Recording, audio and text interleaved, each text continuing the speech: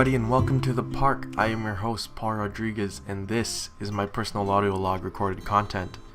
And I gotta be honest with you, most especially to myself, that this podcast is one of the hardest things I am ever attempting. And it definitely took me a while to record this episode, which is funny because I had this episode written up beforehand, but now I'm running late on actually recording it because I look at my notes and realize I should say this or that. And I guess not only this episode, but all the previous ones up to this. I've been procrastinating a lot. Okay, that's a bit of an understatement. Basically, I've been procrastinating my whole life. Like I said, I was never a good student. I always lived my life around the C minus, C plus range. And I can attest to that fact with that not only was I an edgy teenager that basically said screw school, I believe that it was more of the fact that I never gave anything any priority. Like anything. If there was a big assignment due at the end of the week, I'll look at it on the day that it was assigned and be like, this is easy, I can push it out in a couple hours. And you sure as hell know I'm going to be playing Minecraft all day and night until the night before it's due, and not even finish it by the morning. Like, I'll pass out for an hour until I get rudely awakened by my dad forcing me out of bed to go to school. And then I'd work on that assignment in the car, and I'd barely finish it up. So I guess I was right about being able to push it out in a couple hours, and I don't know that if it's only me, but I honestly kind of enjoy the fact that I can power through an assignment at the very last minute, but somehow never have that same motivation to do it when I should have been doing it. Like, I'd always have this saying to myself, any homework can be done in a minute if you do it last minute. So, like, that same assignment, the next week I'd get it back marked and I'd get like a 55% or something like that, because that's all I really cared about in school was just passing, and then going back to messing around with like redstone and what texture pack to use. I think my high school diploma should really just read procrastinated all the way through, and I wish there was more. I wish there was only one individual story of this procrastination incidents, but no. That was literally all my assignments. Like, I just gave you my whole academic history in high school. But when it came to university, it became a different story. Currently, I'm in my second year, and I'd have to say that scheduling is really, really important. I just had this assignment where we were supposed to create an Excel spreadsheet, and in it was supposed to be our schedule for our typical week. And so I had full-time work. I had school twice a week right after work as well. So a lot of my week was already taken up, and we also needed to fit in time for our online homework. And me personally, I had to fit in time for this podcast and also my service to the youth community that I'm doing. And basically my whole week has been eaten up, and I have very little to no time to spend with my friends, unfortunately, because like that was one of the only things that I'd ever do. I'd actually drop my priorities to hang out and chill. Oh, I forgot to mention that this class that I'm taking is a class that I took 2 years ago, and the only reason I'm taking again was that I didn't pass, because the reason that I didn't pass was because I didn't have my priorities straight, and I'd always just drop everything to hang out with my friends even though I had school. The funny thing is that I remember doing this assignment back then, and I'd have trouble filling it in. I had to fill in all the empty space with something like social life or rest and relaxation, when in reality I had all this time in the world. And it was all tentative because I only wanted to do what I ever felt like in the moment. I even with all that time, I was doing nothing with my life. So looking back at it, like, why would I waste that time and money going to school only to skip most of the semester and not even pass But now, my schedule, it's the complete opposite. I can barely find the time to be with my friends. And as much as I'm willing to drop my priorities for them, I know that that was my downfall, and it's a process to go through. And I know for a fact that this school, this whole busy streak, I know it's gonna be temporary, and I know that my friends are forever, and they'll still be there even when we're not around each other for a long time. But anyways, before I go off on a tangent, procrastination, it doesn't apply to only school. I'd be pretty crappy at prioritizing anything at all, such as work. In a professional sense, procrastination is not a good thing to have, because the result of that procrastination leads to ignorance. And for me, those two go hand in hand, considering the fact that you neglect a higher priority to, I don't know, check your Snapchats or attack a village on Clash of Clans, to put that above work tasks or school tasks. It's just very neglectful to yourself. I know this because I've experienced it firsthand, and I'm the perpetrator of such behavior. It would get really bad. Like, for instance, in my previous retail employee experience, I'm not gonna lie, like my managers, I love them. They're very chill, but they would let anything slide. And I guess the fact that I was always on my phone, especially being around customers and wearing a name tag, not helping customers or doing any work tasks, I'm just on my phone browsing Reddit or looking at Snapchat stories. What does that say about me as an employee? And more importantly, what does that say about the company that I work for? Do they just hire these lazy bastards? I don't know about you guys, especially the ones that probably never worked retail. I don't know if you guys know about mystery shoppers, but basically the idea of a mystery shopper is to pose as a regular casual customer and basically grade the customer service performance that they get when they go to visit your store. And throughout my employment there, I was lucky enough to not have been working any of the days that a mystery shopper would come in. I would try to purposely not work on certain days and near the end of the month, because that's usually when they would come in. I think it was Thursdays or Wednesdays, I don't know, but they would try to make it unpredictable. And anyways, I haven't been hit with a mystery shopper until that one day, which obviously enough, I do not remember it, because honestly it felt like any other work day.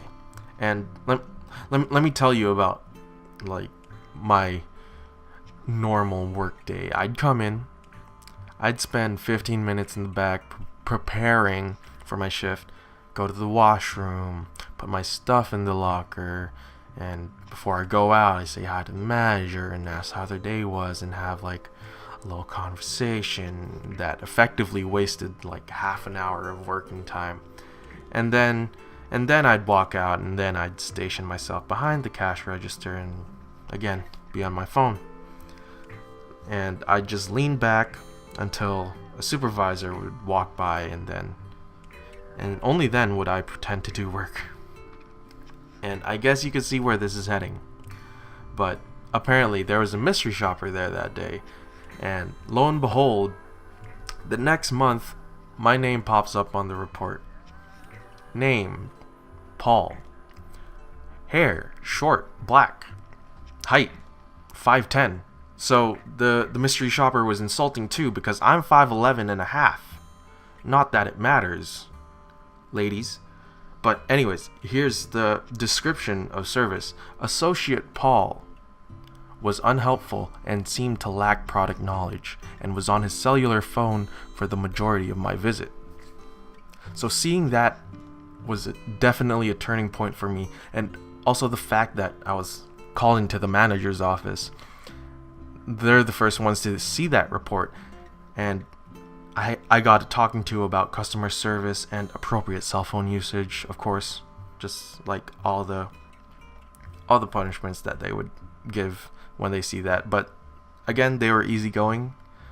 Thankfully, they weren't super hard on me, although I feel like they should have been, because and then rather to feel anger towards that mystery shopper for giving me a bad review, even though it's on my part for not taking that responsibility.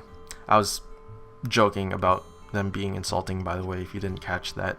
But I would rather put the energy into performing better at work and then having the integrity of being a good employee rather than just looking like one. And for myself, I think the best way to combat that type of behavior in myself is to discipline and be hard on myself, because I feel that's the only way I'll ever get motivated to do something, is that I'm telling myself that this is unacceptable behavior and committing to change that aspect in my life. And, how do I do that per se? I think it starts off by putting focus into the right thing at the right time, because procrastination in itself is basically doing the right thing at the wrong time. And say, for instance, I'm writing an essay, or actually, I guess something more relevant is I'm writing this podcast episode. I need to allow more time before my deadline of Sunday night to write, edit, and record and render. I can't just do that all in one day. Otherwise, I'll feel like it's too sloppy and it's just not up to my standards, because it's been a long time since I was in high school. And in high school, I did not have any standards. And now, I actually have standards. So that's weird. The only thing that's changed is I actually care about what I'm doing right now. I care for my self-improvement, and I care how I do it. There would be no point in me doing this podcast if I was going to learn nothing from it. And I can finally understand the mind of a creative artist as well, to always want to be creating excellent content, not only for themselves, but for the others to enjoy and to share the burden of mental blockades and barriers. Experiencing writer's block, that's what inspired me to actually write this episode the way that it is. I had trouble thinking of what to talk about, and this is only the 4th episode. How can I expect to do this for another 16 weeks? Have I already ran out of creative ideas? So I had to go back to why I had this idea in the first place to do a podcast and find inspiration from there. Because that's the one that set it off in the first place, right? So I'm sure it can set it off again. And the one thing that I did was to listen to podcasts and then have that as a standard to what my podcast should kind of be like. And I listen to podcasts while I'm at work to somewhat have it as a background noise to help me keep focused. But anyways, I think it was the JRE that I was listening to, the Joe Rogan Experience. And I think, if I recall correctly, the way that he comes up with stand-up material was that he was always taking notes. Anything that he said, anything that he found funny, he'd always write it down or record it on a quick audio clip. And now is it only starting to dawn on me that I need to have these little notes about everything that I think about as well. Because not only is it going to be exclusive to the podcast, of course, like maybe schoolwork or of the such.